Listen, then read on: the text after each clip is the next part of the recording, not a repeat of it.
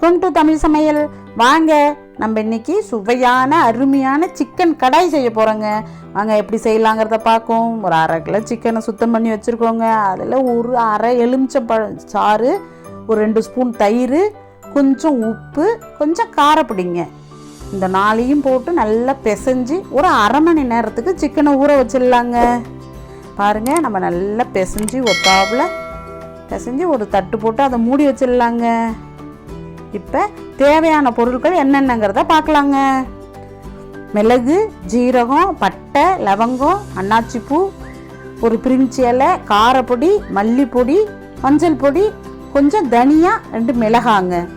வெங்காயம் நைஸாக 1 கப் அரிஞ்சு வச்சுருக்கோம். தக்காளி கொஞ்சம் அரிஞ்சு வச்சுருக்கோம். சோம்பு கொஞ்சம், சிக்கன் 1/2 கிலோ, குடைமிளகாய் கொஞ்சம், வெங்காயம் கொஞ்சம் பெரிய சைஸில் அரிஞ்சு வச்சுருக்கோங்க. வாங்க இப்போ எப்படி செய்யலாங்கிறத பார்க்கலாங்க. இப்போ ஒரு வானல் வச்சுட்டோம். வானல் சூடானதும் மல்லி, மிளகாய், கொஞ்சம் மிளகு, இந்த பட்டை, லவங்கம், பிரிஞ்சி இலை, இந்த சோம்பு, இந்த ஜீரகம் எல்லாத்தையும் எல்லா மசாலாவும் ஒன்று சேர ஒத்தாப்பில் வறுத்துக்கணுங்க. அடுப்பை சிம்மில் வச்சுக்கணுங்க. பாருங்கள், நல்லா வறுபட்டுருக்கு. ஜீரகம்லாம் நல்லா பொரிஞ்சு வருதுங்க. நம்ம வறுத்துட்டு அடுப்பை ஆஃப் பண்ணிட்டோம். இதை மிக்சியில் ஆற வச்சு இதை ரொம்ப நைஸாக அரைக்கக்கூடாதுங்க. கொஞ்சம் குறப்பாக அரைச்சிக்கணுங்க. சிக்கன் கடாய்க்கு இதுதாங்க கூடுதல் சுவையை கொடுக்கறது. பார்த்தீங்களா எப்படி அரைச்சிருக்கோன்னு? இதே பக்குவத்துக்கு நம்ம அரைச்சிக்கணுங்க. இப்போ வாங்க எப்படி செய்யலாங்கிறத பார்க்கலாங்க. அடுப்பை ஆன் பண்ணிட்டோம். நான் செக்கில் ஆட்டின நல்லெண்ணெய் தாங்க யூஸ் பண்ணுறேன். அவ்வளோ நல்லா அருமையாக இருக்கும். இப்போ நம்ம எண்ணெய் காஞ்சிடுச்சுங்க. குடைமிளகாவும் இந்த வெங்காயத்தையும் இதில் கொஞ்சம் நல்லா வதக்கி இதை ஒரு தட்டில் எடுத்துக்கலாங்க. பாருங்கள், நல்லா வதங்கி வந்துட்டுருக்கு.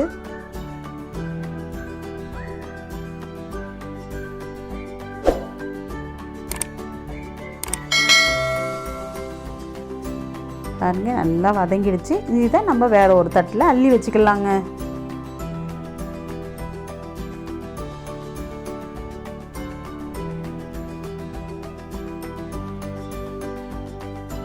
சுத்தமாக அள்ளிட்டோம். அதே எண்ணெயிலேயே ஒரு பிரிஞ்சி இலை, பட்டை இது நல்லா வெடித்து வந்ததும் பாருங்கள் நல்லா பொரியுது.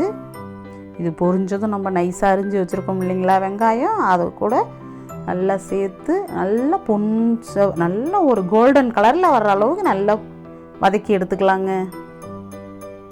பாருங்கள், நல்லா வதங்கி வந்துடுச்சு. இப்போ 1 ஸ்பூன் இஞ்சி பூண்டு விழுதுங்க. இதுவும் நல்லா வதக்கணும். அந்த பச்சை வாசனை போகிற அளவுக்கு இதில் நல்லா வதக்கிக்கலாங்க. பாருங்க, நல்லா வதங்கி வருது. இப்போ நம்ம அரிஞ்சு வச்சுருக்கோம் இல்லைங்களா 1 கப் தக்காளி நைஸாக, இப்போ இது கூட இதையும் சேர்த்து இதையும் நல்லா வதக்கிக்கலாங்க. கொஞ்சம் சீக்கிரமாக தக்காளி வதங்கிறதுக்கு கொஞ்சமாக உப்பு போட்டுக்கிட்டால் கொஞ்சம் சீக்கிரம் நல்லா வதங்கி வந்துடுங்க. பாருங்கள், இப்போ நம்ம கொஞ்சமாக உப்பு போட்டுக்கலாங்க. போட்டு இதையும் நல்லா வதக்கி எடுத்துக்கலாங்க. நல்லா வதங்கிடுச்சிங்க. இப்போ ஒரு 1/4 டீஸ்பூன் மஞ்சத்தூளுங்க. இப்போ ஒரு 2 ஸ்பூன் காஷ்மீர் சில்லிங்க. இது ரொம்ப காரம் இருக்காதுங்க. இப்போ கொஞ்சம் தனியாங்க. அடுப்பை நம்ம சிம்மில் வச்சுக்கணுங்க. மசாலாலாம் சேர்த்துட்ருக்கோம் இல்லைங்களா. இப்போ அடுப்பை சிம்மில் வச்சு நல்லா ஒத்தாப்பில் கிண்டிக்கணுங்க. இந்த பச்சை வாசனை போகிற அளவுக்கு இதை நல்லா கிண்டிக்கலாங்க. இந்த எண்ணெயிலே கிண்டுனா அவ்வளோ ஒரு மணமாக இருக்குங்க.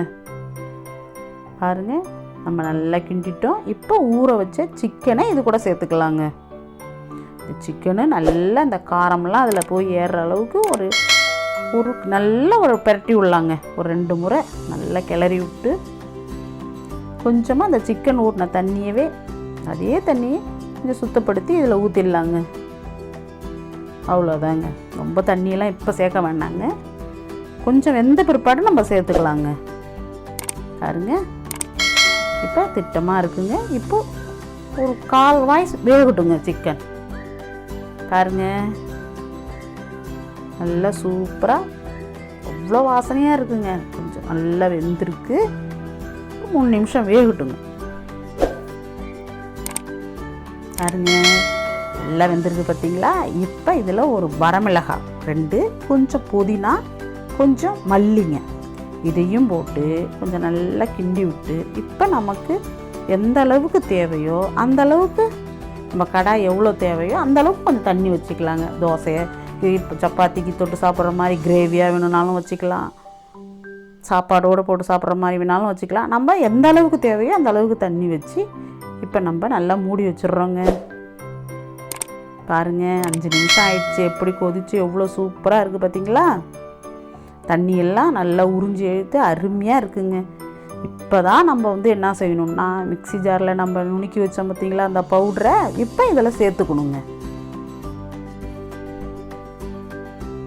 சேர்த்துட்டு நல்லா ஒரு கிண்டிடலாங்க.